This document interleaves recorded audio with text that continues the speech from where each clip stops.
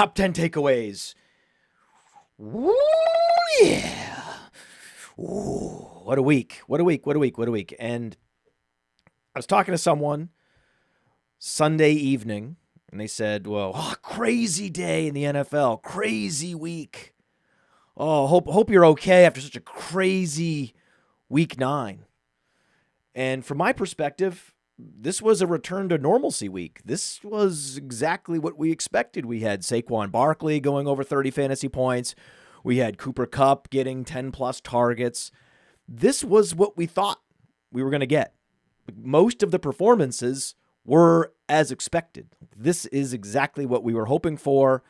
Yes, there's some surprise performances. Yes, there's some unfortunate duds, but this was a chalky week in a good way. The players we thought would performed, and the players that I said, under no circumstances are you starting this player like Tank Bigsby, right?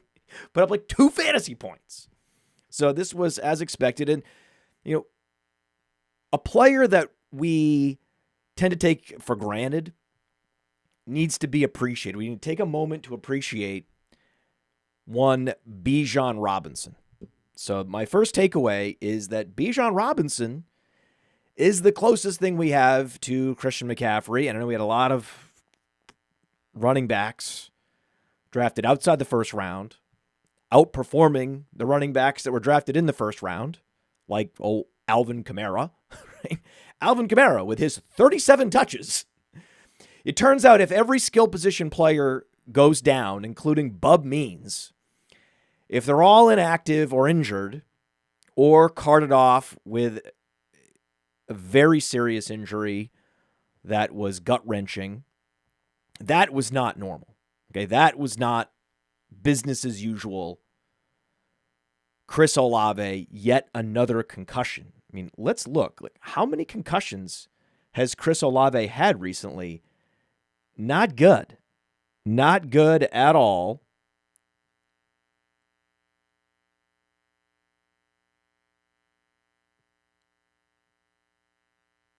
Third concussion in 5 weeks for Chris Olave. Third concussion in 5 weeks. So that's terrifying. That was the worst thing that happened on Sunday, for sure. And Alvin Kamara is just going to, hey, I'll take 40 touches. Right? That's fine. That's fine. No one else is left. I'm the last man standing. I'll take all the touches. A.T. Perry, where are you? Like, A.T. Perry's like, so you released me right before you had an injury apocalypse on your team. Thanks, guys. Thanks. A.T. Perry would be teed up. R.C. Fisher somewhere is furious about this. But Bijan Robinson, man. Bijan Robinson, 7 for 7 in the receiving game. 26 total touches. Even though Tyler Algier scored a touchdown. So what? Doesn't matter. Bijan Robinson is the truth. Bijan Robinson is my 101 in Dynasty. You can make a very strong case for Jahmyr Gibbs. You can make a very strong case for Bijan Robinson. I'm going to go Bijan because I'm a bell cow snob. I need bell cow touches. I need the opportunity share to be 70+%. Even though Bijan doesn't even have that yet. He doesn't have that, but he's trending in that direction. Where as the weeks continue to accrue, the percentage of touches that go to Bijan is creeping up and up and up and up, and he's in his second year. He came out after his junior year, was young, and now he's 22 years old, and the team is getting fully comfortable with him getting 20-plus touches every single week. And now those touches are going to start to approach 30. And he's super efficient. It's just a pleasure. It's a pleasure to watch. It's a pleasure to not have to go through a list of injuries every week where you're seeing 3 or 4 of your favorite running backs go down. It's nice. Now, we had a lot of injuries, but again, another takeaway is that this is the year of the passing game injuries, and incredible durability by players in the run game. Let's go through the injuries. Devontae Adams left the game, but passed the concussion protocol that was earlier in the week. CJ Stroud left with a leg injury. CeeDee Lamb left with a shoulder injury. He took some brutal hits, so that wasn't a surprise at all. We know Dak Prescott with the hamstring injury, sitting on the sidelines saying, "We fucking suck." Thanks, Dak. Super insightful. Yes, we. You know, you could just say I. You're allowed to say I. You just put it on your shoulders. You're the leader. You're the quarterback. You could just say I. You don't have to say we. Jalen Waddle left with a low ankle sprain, returned. Keon Coleman left with a wrist injury. An absolutely brutal drop. They won the game, but Keon Coleman is so thankful. No one's more thankful. Though he has this wrist injury, so that's clearly not appreciated by Keon Coleman. But he very much does appreciate his teammates, because he had one of those brutal drops where you catch it, you squeeze it, it's a touchdown, it goes through your hands, it bounces off your shoulder pad, it gets intercepted. It's just so crushing to be inside the 10 and throw an interception there. It's like a double interception. Like, those should count twice for any defender. If you intercept the ball, especially a deep pass in the middle of the field, okay. If it's a deep pass, it's like a punt. If, like the Patriots in the Super Bowl, you could pick off a pass in the end zone, well, that's worth so much more. So much more. And Keon Coleman just a rookie mistake. Just what? Like, through the hands, a little slippery. The ball looks slippery. Just, I don't know. There's when you're watching football and you see the ball come into a player, and Josh Allen's got a strong arm, so it's understandable. Like, listen, I wouldn't have caught it, right? You wouldn't have caught it, but you know in advance as the ball's being delivered, you're like, oh, there's something about the way he's positioning himself. He doesn't look 100% comfortable, and so when the ball just slips through, it's like, yeah. And then the defender, and then Josh Allen's face, and Keon Coleman. He is a rookie. Juwan Johnson left with a concussion. Xavier Legette, wrist injury. That was a weird one. I saw that one live. Looked innocuous to me. But that's the problem with some of these wrist injuries. Wide receivers with wrist injuries. Suddenly that's a big thing now. Okay. All right, that's the current injury trend right now. Eric All, ACL, you hate that. And then we have Darius Slayton, another concussion. Hunter Henry, knee injury. Hunter Henry put up 10-plus fantasy points again. Just the go-to streaming tight end, underrated tight end in the league. James Conner did just absorbed a lot of contact. No clear reason why he left and then returned, but just absorbed a lot of contact. I have a takeaway about James Conner later in the show. We'll get to that. Caleb Williams left with a lower body injury on the final play. We'll see if that's going to cost him any time. A.J. Brown, knee injury. Drake London, we saw him on the bike there after he landed awkwardly on the hip injury. Wan'Dale Robinson left. Wan'Dale Robinson, another player that I did not understand why there were anyone was wondering whether to start Wan'Dale Robinson. I preferred Nick Westbrook-Akine. If they're going to try to get Darius Slayton traded and they're going to feed Malik Neighbors, why are we trying to start Wan'Dale Robinson this way? I didn't understand that, right? Especially until Darius Slayton gets there. You can go ahead and start Wan'Dale Robinson at will once Darius Slayton is traded. But the Giants are incentivized to feed Darius Slayton until he's traded. And then Darius Slayton scored. So good for him. And he should be on the move, if not already traded. He could be traded. He could have been traded just after I went live.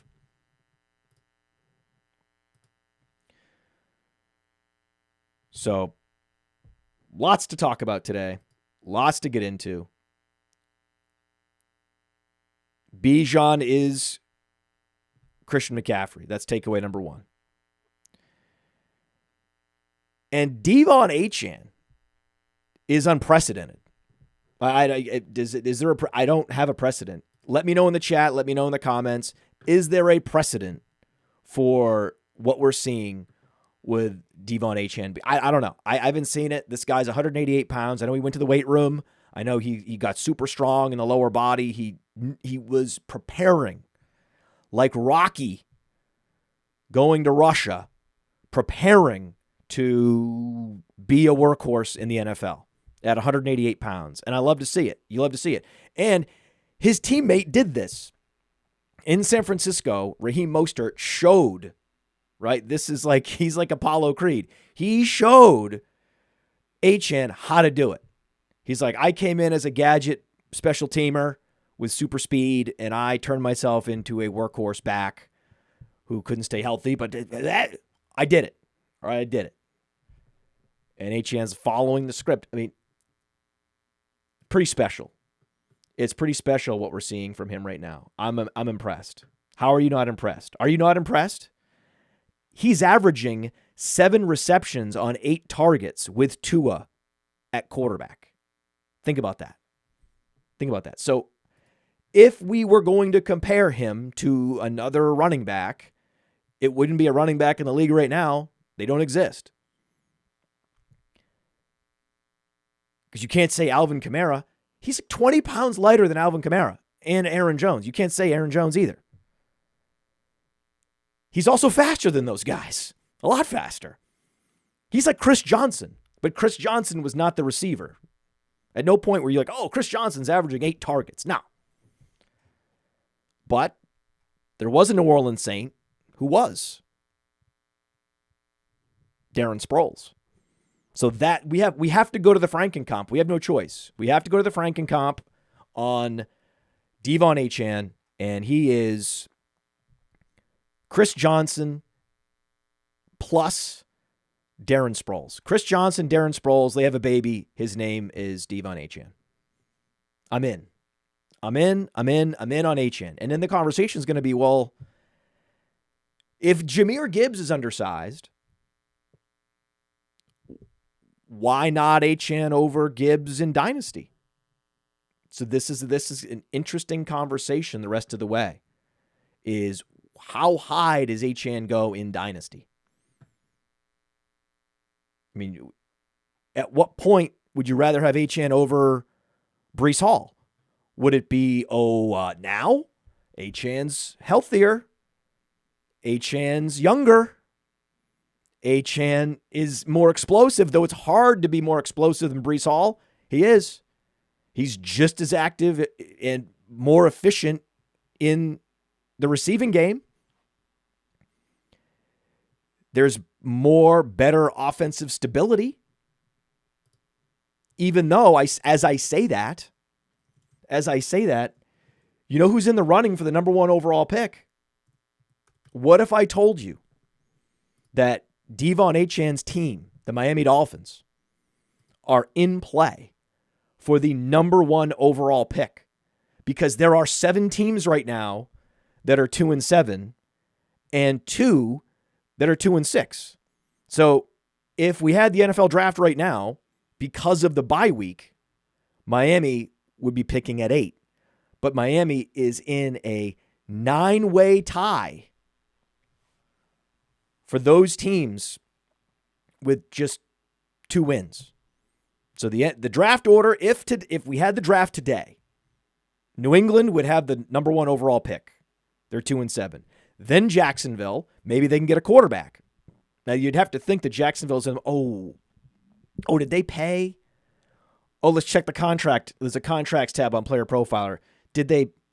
It looks like, it's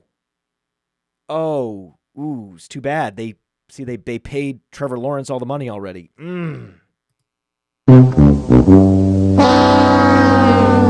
That's a bummer. New Orleans would be the 3rd pick, then Carolina. Carolina! Oh, This is what happens. Go from the number 1 pick to the number 4 pick. Devastating win. Just a devastating win by the Carolina Panthers. Cleveland would be picking 5. Las Vegas would be picking 6. And then the Giants would be picking 7. I like Las Vegas's chances. They've lost 5 in a row. I like Las Vegas's chances. And I like New Orleans' chances. If all these players keep getting injured, and they already had very little depth, right? One of the thinnest rosters in the league. And then if it's one of the most injury ravaged, as well as having the least depth, well, that's a recipe to have the 101. That's the recipe. You earn the 101 in that case. So New Orleans is my sleeper for the 101.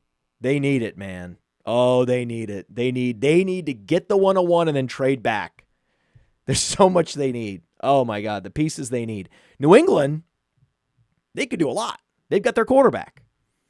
Like, that's the question. Is where do New England invest their resources? Because they hit on a quarterback. You did the thing. You hit on a quarterback. It's official. Drake Maye is a hit. Running for close to 100 yards again. Almost getting the win, but not quite. So perfect. To lose to the Titans, who you're in competition with for the 101, it was the perfect loss. The absolute perfect loss. And I feel very proud as a dad. I've trained my daughter well. She asked how the Patriots did. I said they lost. She said, thank God. I was like, yes. Yeah, we have Drake Maye, Konami code Drake Maye. And it's, there's just different things to say about player comps. I've embraced the Franken comp. Okay? And if we go to Anthony Richardson, just to remind everybody, on Player Profiler, you go to Anthony Richardson, his best comp is Josh Allen. Okay? Could go either way. Josh Allen, his career could have gone either way.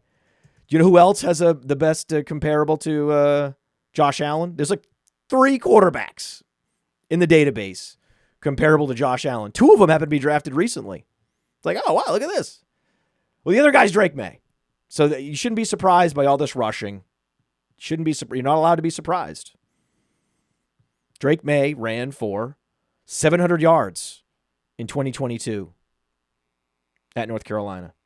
And then close to 500 yards the following season. He missed a couple games that year. How high does Drake Maye get in Dynasty? That's another takeaway. How high? How high does he go? I don't know. Theo Greminger and I were texting this weekend about where Drake Maye should slot in Dynasty. This is a debate. Let me know in the comments. Let me know in the chat. Where should Drake Maye go? We know he's ahead of Purdy at this point. We know we'd take him over Jordan Love. You take him over Kyler Murray. And then the question is versus Joe Burrow versus Mahomes, Caleb Williams, CJ Stroud. Okay, CJ Stroud and Drake Maye have similar draft capital. Drake Maye, a much better runner of footballs, right? He can run that football. He also can pass well. He's a prolific passer. Similar passing efficiency in college. Weaponry, nothing close to what CJ Stroud had at Ohio State. And at the professional level, the weaponry, nothing close. Imagine if Drake Maye had Tank Dell and Stephon Diggs and Nico Collins.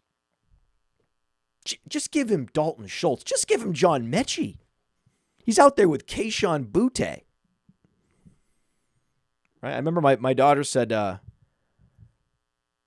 Maye's receivers are butt. I said, what? She said, butt. Okay. Is that a new thing they're saying? Butt? And I was like, okay, great. Good stuff. And also, his number 1 receiver recently has been a guy named Boutte. So that just everything made perfect sense. Everything's making perfect sense.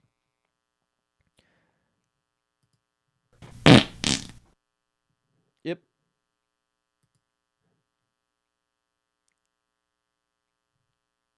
This is the Jameis Winston era. We're here. It's fine. This is what, did you think there was anything else that was going to happen? I mean, what did you expect? Goes against a playmaking defense, and you expected something else to happen? Right? And yet, Cedric Tillman was still a start, even though it's a difficult matchup on paper. Negative game script means that Jameis Winston is going to have to throw 40-plus times. That's the benefit of negative game script. And one or two receivers will get there, but they won't go nuclear. That's the thing you have to remember, and that is the key takeaway. We're not going in order today. This is the number one takeaway. This is something everyone needs to sear it into their brain. Okay. Game script, especially negative game script, it matters most when the defense you're facing is bad. Right? So the team and the passing game that was most poised for game script driven success in week 9 was the Las Vegas Raiders, because they were big dogs in that game because it was at Cincinnati, because Cincinnati has a juggernaut offense. So that was why the Bengals were 7.5-point favorites. And you were guaranteed, essentially, because it was a road game, you're guaranteed negative game script at points in this contest for Gardner Minshew and company. Unfortunately, Gardner Minshew scored 2 fantasy points because he couldn't get out of his own way and got benched again. And then what happened? They brought in Desmond Ridder, who was much more efficient, and threw for a touchdown. You still need, even against a bad defense like the Bengals, you do need competent quarterback play to take advantage of negative game script. But if there was a team coming in, I said, okay, regardless of quarterback quality, you're starting Myers and Bowers this week. And then Myers, what does he do? 11 targets, 18 fantasy points. This is what I was talking about at the beginning of the show. This was exactly what we would have expected. If I pull me aside on the street, what's Jakobi Meyers' stat line going to be? I don't know. He's going to go 9 for 11, 8 for 11, 80 yards and a touchdown, right? 18 fantasy points. And they're like, no, actually he had 8, but he went for 105 yards, but no touchdowns. And I'm like, oh, okay. How many fantasy points? Oh, 18. Okay. All right. So we got, either way, this is exactly what you thought would happen. Jakobi Meyers, a phenomenal professional wide receiver, and finds himself in a situation where he is the number one option. And when we're drafting in July, we're drafting based on the target share projection for the as-is state of that team. But there was a lot of uncertainty around the Raiders. You could have an injury to Davante Adams, a high ankle sprain, or he gets traded, or he's just disgruntled. There's all kinds of ways that a quality, super underrated professional receiver can be elevated to the number one wide receiver on that team. And therefore he becomes a great value, contingent value for a player like Jakobi Meyers. You go down the board of the players that are performing at a high level, and a lot of them are performing in spite of what was viewed as a touch squeeze or a target squeeze situation. And these players were being faded. They were falling down draft boards because I just can't project the target share. But with injuries and trades and everything else that happens, just draft a good player in a situation where they're going to have to be playing from behind. And turns out drafting a guy like Jakobi Meyers that we know is good on a team that's going to be facing a lot of negative game scripts is a much better bet than drafting a guy like Zamir White. Much riskier without that upside, because you're like, they're not going to be running the ball in the second half much in Las Vegas anyway. The hell is the point?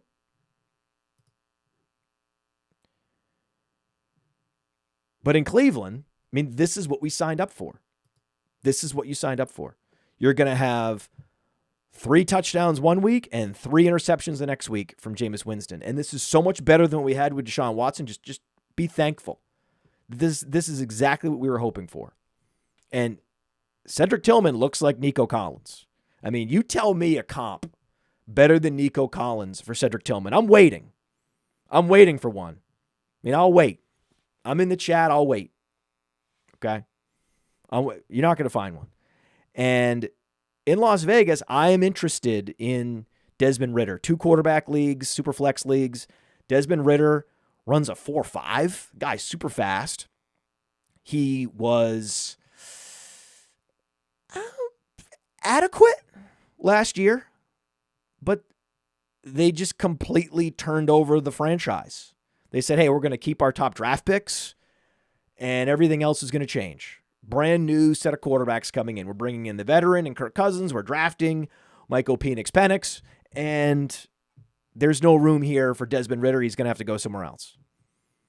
But he ended up going into the right spot where Aiden O'Connell faceplant and Gardner Minshew on schedule imploded.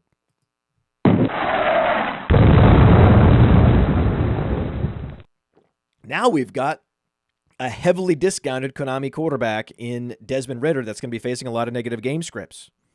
Now, when he faces a defense, a stout defense, those are not necessarily times to start him. Like if you started Jameis Winston this week, it didn't work out. You can start the number 1 receiver in those situations every time, no matter who the quarterback is. You have to be careful when streaming quarterbacks just because you think there's going to be garbage time. It may be a 4th quarter touchdown after already throwing 3 interceptions, or in Gardner Minshew's case, you can't even get to the second half because you've been benched. It's a very dangerous game. Streaming quarterbacks based on negative game script.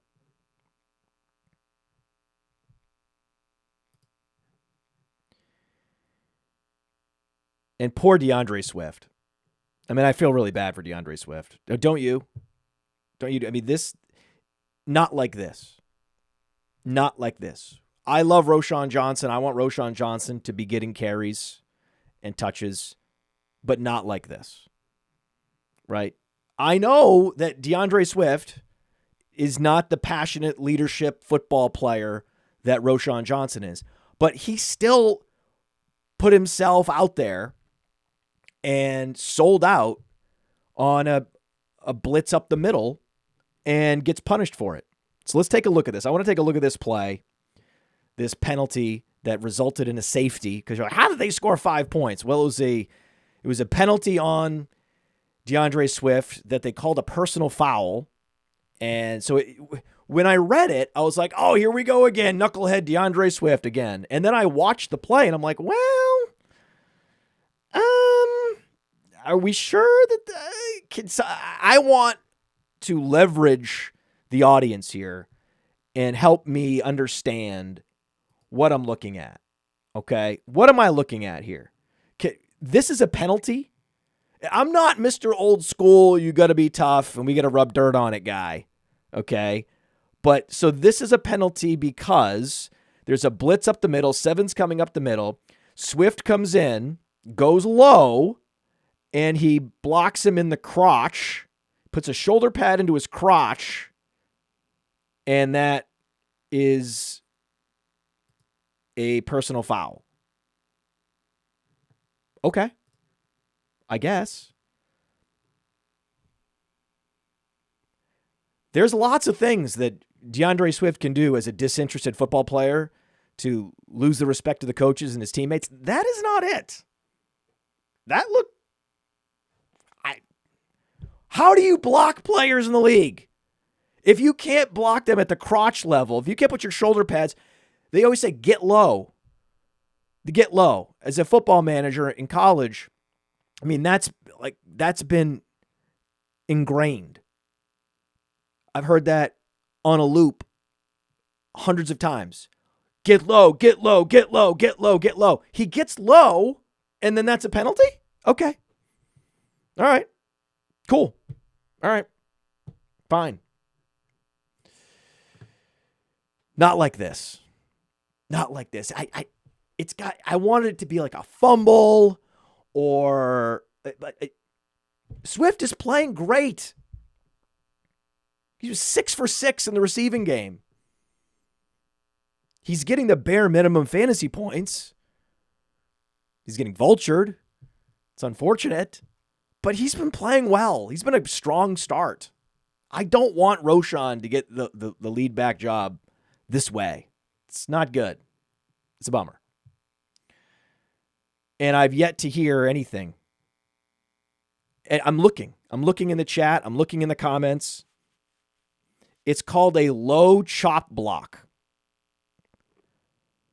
But I thought a chop block was from the side. I thought a chop block was the lineman, the defensive lineman, is engaged with one lineman, and an offensive lineman comes in from the side and blocks him or hits him or, below the waist or at the waist. And then the sort of side torquing action can easily lead to torn ACLs, ligament damage, injuries, high ankle sprains, all those things. Yeah, that's a chop block. But he wasn't engaged with anybody else. He just went low. Apparently in the chat, they're saying that they've been calling this throughout this is not the first time. They've been calling this a low chop block. John Paul Taylor in the chat says the refs have been calling a ton of these this season. I mean, I don't know if there's a ton. I've been watching a lot of football. I haven't seen this a ton. And I don't think that any of them were this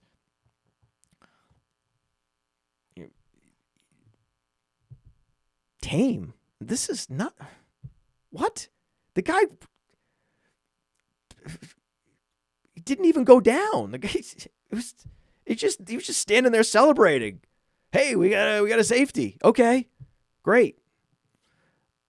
I guess there's a very specific... I can't believe I'm doing this. I can't believe I'm this guy. It's taken 10 years doing a show, doing a podcast for me to become, they can't even play football anymore. But sir, I guess you would have to... There's this little area. There's this right below the nipples and above the belly button. And you have to hit that particular area with one shoulder pad only. Can't believe I'm caping up for DeAndre Swift. Someone's got to, man. I didn't like that. I didn't like that at all. I'm also caping up for Alex Dunlap. Alex Dunlap, we're checking in on the Fast Draft standings. Fast Draft standings, the Fast Draft Best Ball standings, the Flex 4 game. You draft 6 running backs, wide receivers, tight ends, and you set your boosters and you see how it plays out. Check this out, everybody. Check out my man Alex Dunlap is in first place. Oh, yeah. 3 points ahead of Chamoinks, but I will say I checked Chamoinks. Chamoinks has Stephon Diggs. Look at this team. I mean, this looks like the nuts. Does this not look like the nuts? In a 10-team, all-flex draft, this appears to be the nuts to me. We'll see. We'll see how it goes, but drafting 4 running backs and 2 receivers looks like the right roster build to me. He went Chase first round, Barkley second round, Derrick Henry, Alvin Kamara, Joe Mixon, Zay Flowers. Bing, bing, bing, bing, bing, bing. I think this is the bingo card. This is the bingo card. Alex Dunlap, bingo card. And I can tell you, the DFS contests are rolling out very soon. We've had a lot to work on, a lot to build. We just decided to go live with this thing without DFS and build it as we were, we were building the airplane in the air, right? While we were flying it, we're building the airplane. And it took 10 weeks, but we're going to have DFS live very soon on Fast Draft. And you can learn more about Fast Draft right now. Oh, the NFL season is underway, and if you drafted on Fast Draft this summer, the Origins All-Rookie Game, the Flex 4 game, check the live scoring, see where you are in the standings. You might be in line for a big payday. And no matter where you are in the world, you should have the Fast Draft app because there's a custom Dynasty mock tool that's free to everybody with super sharp ADPs, and we're rolling out DFS tournaments throughout the year, and the 2025 tournaments will go live before any of us realize, oh my God, the 2025 season is upon us. Download Fast Draft, register, and you will be alerted as soon as these new contests are unleashed. Check it out on fastdraft.app.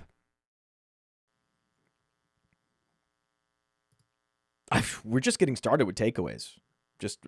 You might be worried. Oh, we're at the 30-minute mark. Show must be closing soon. We're gonna be wrapping this thing up. Nope. James Conner had an ignominious distinction. One of the first running backs that I could ever remember. And again, in the chat, in the comments, please, by all means, let me know. But I don't remember this ever happening in the history of fantasy football. I'm sure it has, though. I'm sure it has. I just don't remember the instance of it happening. The rare triple vulture. Okay? He was triple vultured. James Conner's been having a great year. I mean, over 100 yards again. So he gets the majority of the touches, almost all the touches when the game was actually in doubt, right? 18 total carries, 107 yards, efficient. He's about to turn 30. Though, not commanding a lot of targets, but, triple the number of targets of Trey Benson even. He had the same number of targets as DeMarcado and Benson combined. And this is a grinder back. Gets vultured by DeMarcado, who did have a 53-yard catch, okay? Trey Benson in the second half, of course, scores. He's going to score a touchdown. When they're up 29-9 at the end of the game, you're going to get you will have gotten some Trey Benson at some point in the fourth quarter. And then you also had the Trey McBride touchdown. So the triple vulture for the guy. Has there ever been an instance where the guy at 100 yards was the clear leading rusher, but then every other player that got a carry scored a touchdown and he didn't score any touchdowns? It's the most vultured I can ever remember a player. Damn, I respect James Conner more and more and more. This guy beat cancer, and now he's going to be beating up on opposing linebackers in the NFL at age 30. You love to see it. And you hate to see Mike McCarthy press conferences after losses like this are just special. I don't know how he's still in the league. Doug Peterson is not long for the NFL. Doug Peterson, they're going to move into the booth, right? If you are a major network or Amazon,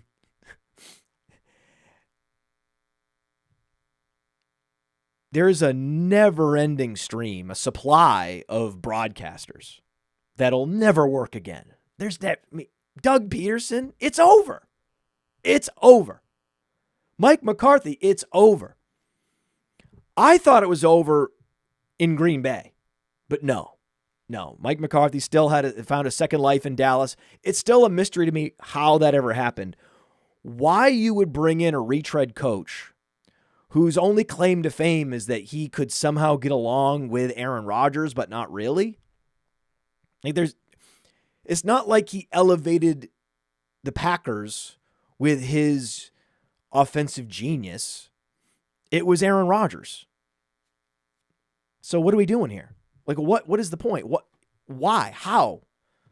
And you're not allowed to be surprised when now we get to this point with the Dallas Cowboys. Mike McCarthy, not a coach that would have ever been on my radar, but that's the system that they just when you think you're probably out, they pull you back in. But now it's over. It's Peterson. finito. McCarthy, finito. And you know who Matt Eberflus hates? This is a takeaway. Matt Eberflus, I think, has to be frustrated by Drake Maye, because Drake Maye is making Matt Eberflus look very, very bad. And I want to hear answers in the chat. I want answers.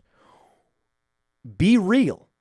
Where should Drake Maye be ranked in Dynasty? QB8?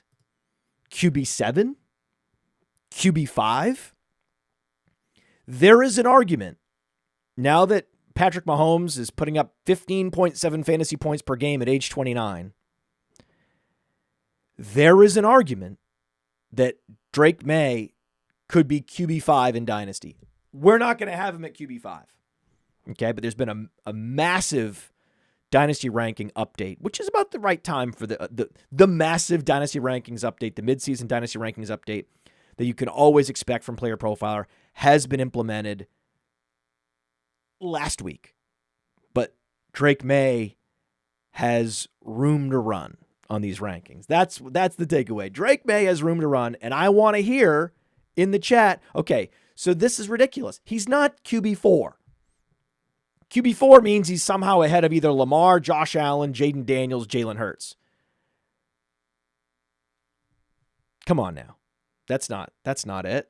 You can't say that. But if someone says QB5, I'm a lot less likely to push back. I'll say that. I will say that. This is exciting stuff. Puka Nacua was ejected for throwing a punch. But that's not the reason why Cooper Kupp was so good on Sunday. Cooper Kupp was so good because Cooper Kupp is good. And this idea that Cooper Kupp is the clear number 2 to Puka Nacua was always just wrong. It was just a wrong-headed ADP. Completely inefficient. It was the inefficient ADP dichotomy of the summer. Was Puka Nacua at the 1-2 turn and Cooper Kupp at the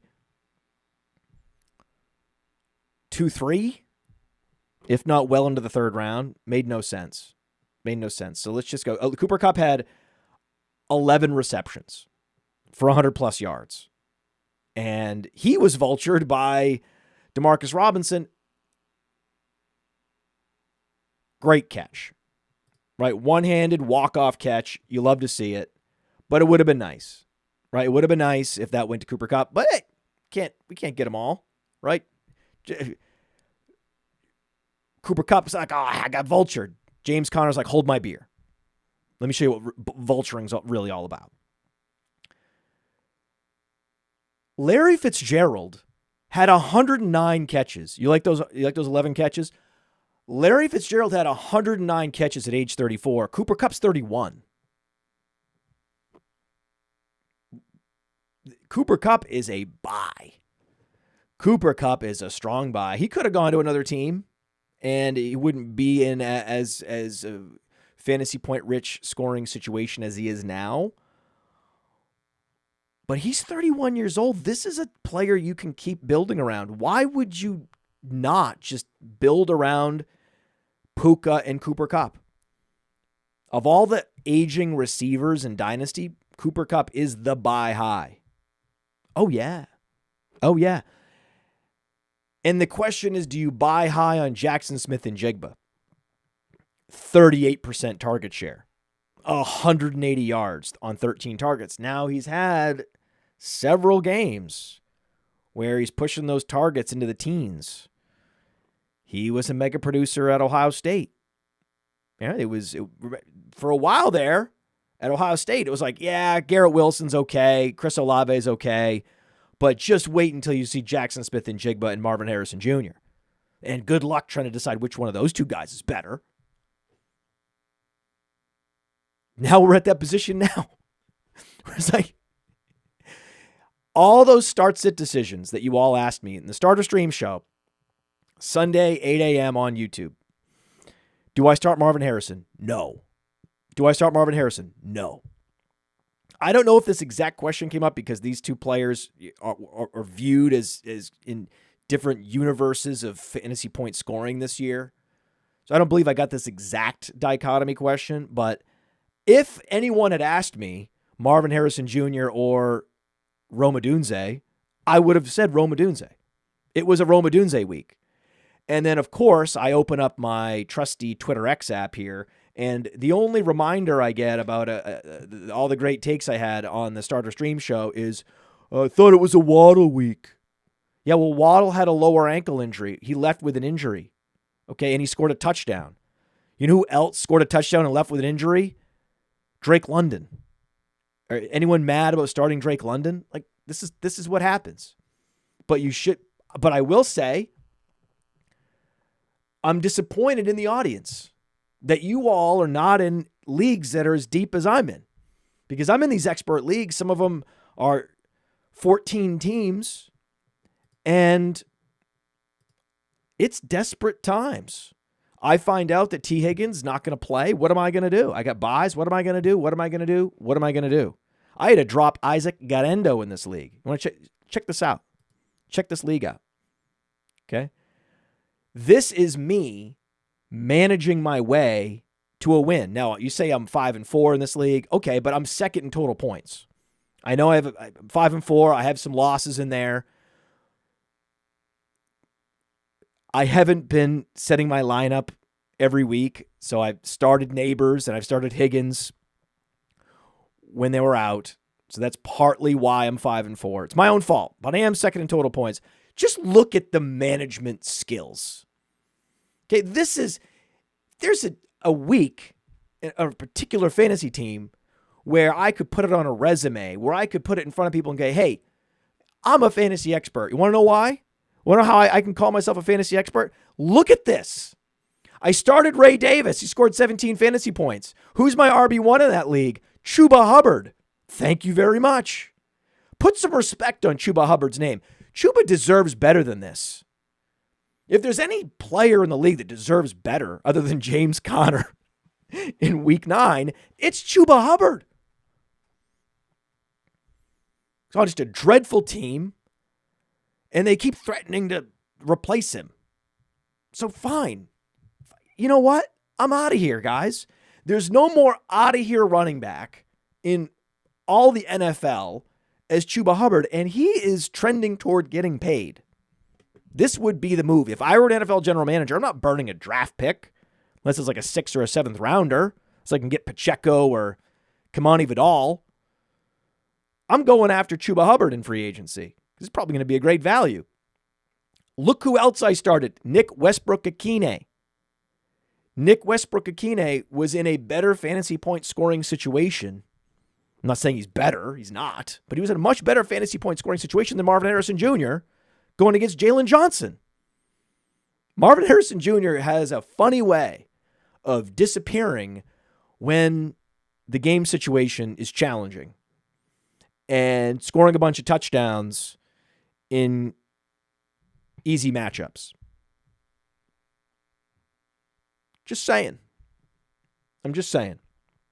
So I don't know how I could do better. You all can ask me. Actually, the way I could have done better with this team is had Rashee Rice not gotten hurt. That would have, but everyone's dealing with injuries. It's just that there's something about the Rashee Rice injury that's just been particularly devastating. Then we've had all these injuries that have cost T. Higgins time and Malik Neighbors with a concussion in the multiple weeks, and then happen to leave these guys in the lineup, and then they get zeros for me. So this week, though, I may not be the best with attention to detail week in, week out, but to have started Nick Westbrook-Akine and Ray Davis, I don't know what else to say. It's the best I can do. This is the best. I can't do better. You might want me to do better, and I get that you want me to be even better. That's the best I can do. I don't know how to do better than that. Josh Downs. Oh, wow. I mean, it didn't take long. It didn't take long for me to just abandon Michael Pittman on the side of the road. I wanted to do it, man. I wanted to do it earlier, but I just couldn't get there. I couldn't get there thinking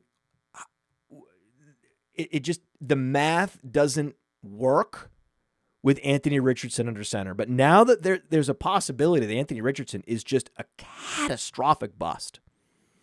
And we had Adam Schefter tweeting the absolute devastating indictment of a first-round quarterback who gets benched at this point in his career. Only Mitchell Trubisky. And Mitchell Trubisky is like the one success story. Mitchell Trubisky actually either made it to a Pro Bowl or won a playoff game. That's it. That's the list.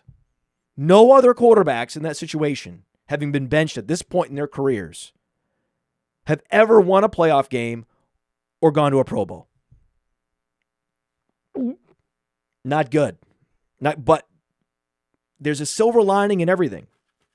As soon as we get this information that Anthony Richardson is a absolute flaming ball of turd, like it's like a turd asteroid, like Anthony Richardson being a flaming turd asteroid about to enter the Earth's atmosphere, as soon as we see it in the sky, immediately, bang, we know what to do. That's the beauty of having a Bayesian process and knowing what to look for and knowing what matters, what levers lead to fantasy points. Boom, we're rushing in as a collective, all of us rushing in to just get as much Josh Downs as we can. Like, oh my God, what does this mean? It means Josh Downs to the moon. And then the beauty is, in week 9, he only had 60 yards. But he had the huge target share. No touchdowns. It's perfect. There's still time. The window is still open. The buy window remains open for Josh Downs. You are a sophisticated fantasy gamer. You see the future. And just if this was a stock, you could just close your eyes and imagine the upward trajectory of that stock price on Josh Downs. And it's not too late. It is not too late.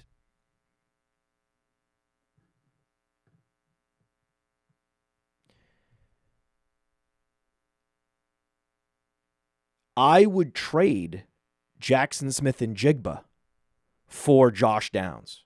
If you're just like, hey, you need to give me a real trade. Okay, I'll give you a real trade. I would put Jackson Smith and Jigba on the block.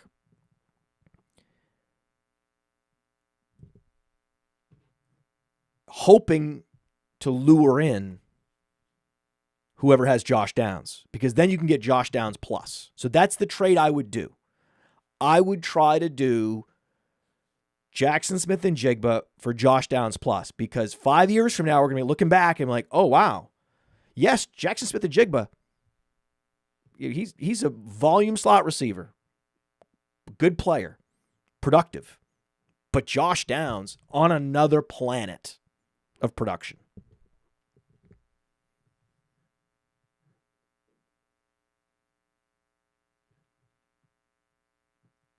You can't help but just think back to these summer drafts. Talking about inefficient teammate ADPs. Puka Nacua vis-a-vis Cooper Kupp, great example. But is it better, though? It can't be better. And this, I'm not stealing this from the chat. This is my own thought process. It can't be better than Gus Edwards, J.K. Dobbins, because they were such late-round picks. It was such a great play to just draft Chargers running backs. But at no point was I ever drafting Gus Edwards, because Gus Edwards is dust. Gus Edwards was dust 2 years ago. Why am I drafting Gus Edwards again? Zero receiving equity. The upside is not there. But I'm also not a doctor. And I know I'm not a doctor. And I lean into not being a doctor. And we've had people on the My Dimension show saying, I'm not a doctor, and I don't know why, but I'm drafting J.K. Dobbins. I'm hearing he has like a hitch in his gait, and that just makes me want to draft him more because who am I to say that that's good or bad? Like, I'm not a physiologist. I'm not a doctor. I'm not an orthopedist. I'm just a fantasy gamer. And you can provide to me a high pedigree running back on one of the most run-heavy offenses in the league with the best young offensive line at the end of drafts. And the only reason he's available is because there are so many amateur doctors out there. And the thing is, for J.K. Dobbins' ADP to be so late, round 14, whatever it was, certainly a couple rounds after Gus Edwards, which was nonsense. You have to think about it. On Underdog, 12 people per round, right, that are drafting, 12-team leagues. All 12 people have to be amateur doctors for his ADP to fall past Gus Edwards. So, I mean, I'm not a handcuffer at all, but if your strategy was Dobbins, Vidal at the end of drafts, and then bravo. I mean, that was the way to go.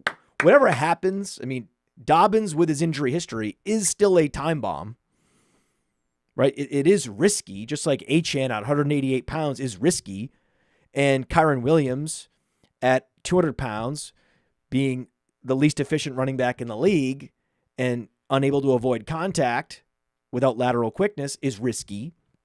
These are all risky plays, but we're happy now. We're happy to just, roll up the fantasy points. So you take it. You take it. It's already a win. If J.K. Dobbins doesn't take one more carry the rest of the year, it's a huge win. And then when there are running back injuries, and there haven't been, and thank God, but eventually there will be. It's not like, oh, running backs suddenly got durable. Oh, the sport has changed, even though you're not allowed to pass block anymore. No, there are going to be running back injuries. So please do not drop Vidal. Do not drop Blake Corum. Do not drop Trey Benson. Right? But the thing is, Trey Benson, he's going to be added now because he got the touchdown in garbage time. Great. Too bad he's already on my team. Also in that area where J.K. Dobbins was being drafted, it's also fun to remember that's also where Dontavian Wicks was being drafted. And Wicks went 0 for 3 again. That's not an easy stat line to replicate. Okay? Any given season, there's not many receivers that are going to have multiple 0 for 3 games. Exactly 0 catches on exactly 3 targets. Well, Dontavian Wicks has that distinction. And now he's dropping just soul-crushing touchdowns. Eventually, this team is going to have to figure out how to consolidate these targets. Jaden Reed needs more targets. Christian Watson needs more targets. And Bo Melton needs more targets. The faster the Packers can come to Jesus and consolidate around those 3 receivers, the better off Jordan Love is going to be, the better off everyone's going to be. We love fantasy points.